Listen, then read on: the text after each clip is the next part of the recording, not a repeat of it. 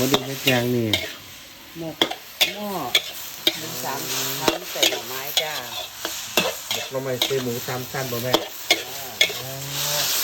เรากำลังย่อนหมูอยู่เด้อ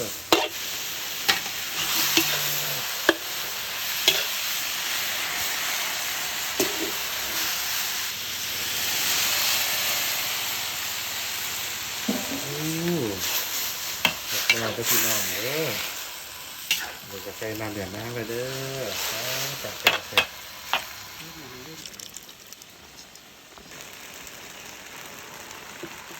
พี่น้องขีดตุกแล้วโดยผักลงไปจ้า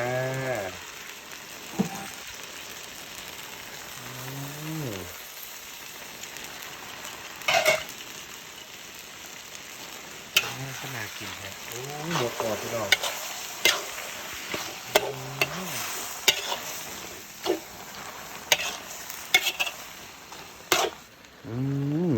ยังเลยแม่ปลาเคล็ดลับความแซ่บบ่หมกหมอพี่น้องก็จะแซ่บแต่เอาเด้อพี่น้องเด้อกินข้าวน้ำกันเด้อใส่หมูเด้อแม่ครัวของเรา